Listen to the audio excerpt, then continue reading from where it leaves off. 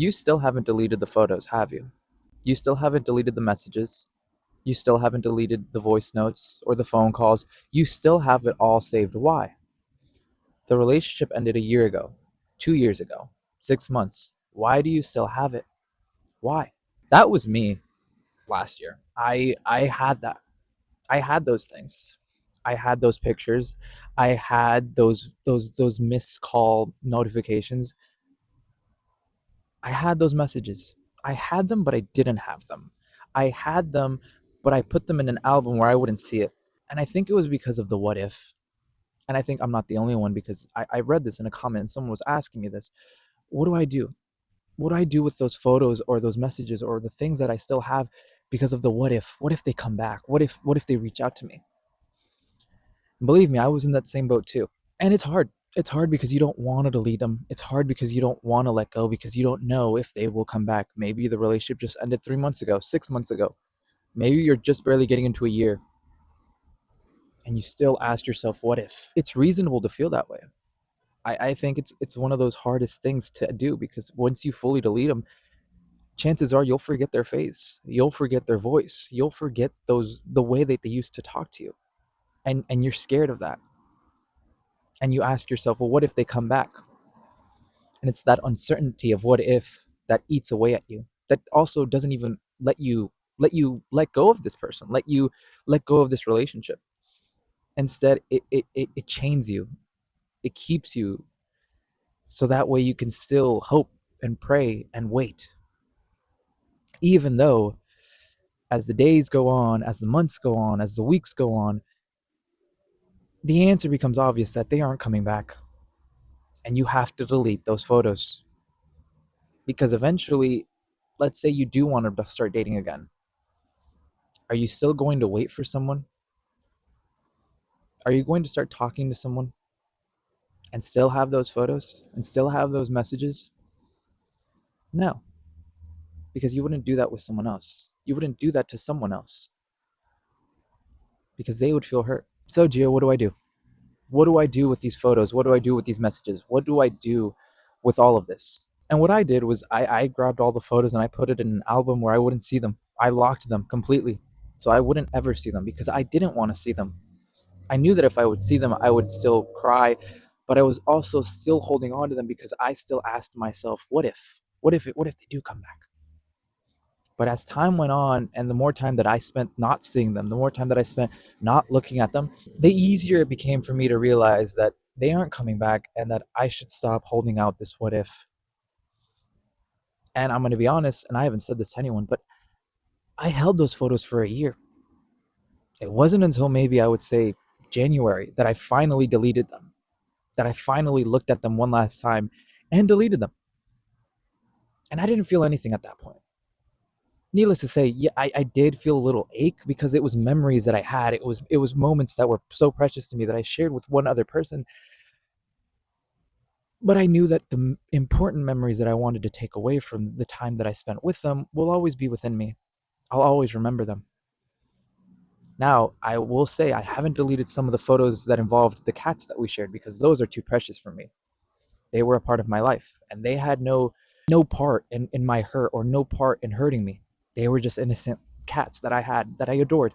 So of course I will still keep them. But in terms of the pictures of that person or of us together, I knew that I had to let go. Not only for my sake, but for the sake of my future self. Because if my future self wants to start dating again or wants to talk to someone, I need to let go of the past. And the messages too, those, I did that even quicker. I did that after 6 months of the breakup because I knew that I just didn't want to see them.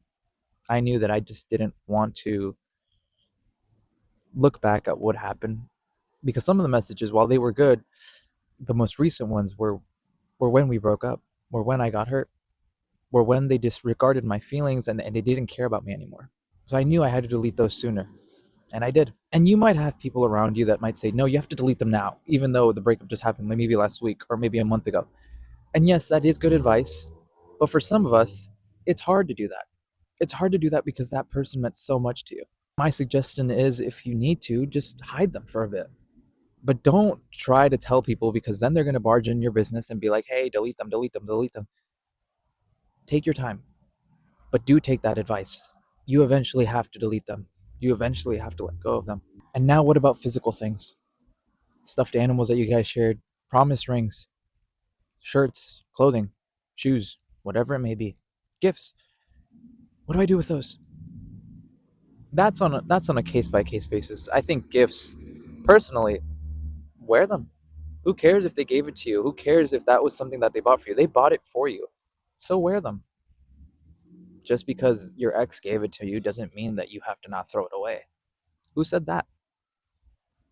As a matter of fact, at the end of the day, if someone asks you, you could just say, hey, a friend gave it to me. Because they also were a friend at one point in your life.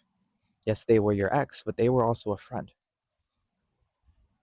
Or stuffed animals. Now, that's a hard one. I don't know about stuffed animals because those carry a moment in time that you guys shared together. Needless to say, I still have one, and she has another, supposedly. I don't even know if she'd thrown it away or not. But we promised each other that we wouldn't throw it away. Now, what about jewelry? Promise rings, necklaces, bracelets, earrings that you guys gave each other. What about those? I'm wearing my promise ring, but it's not really a promise ring anymore because I changed the meaning of this. This isn't a promise ring. This has a deeper meaning that I want to share again, but I will not share it for another bit. There's a story behind this one. But what I can really tell you right now is I wear it just to remember what I've been through, remember what I went through, the good and the bad, and to remind myself that every day is a day closer to where I want to be. So I wear it. But there's a deeper meaning to this. And to answer the question about jewelry or stuff like that, you can wear it. No one again says you can't. They bought it because they thought of you.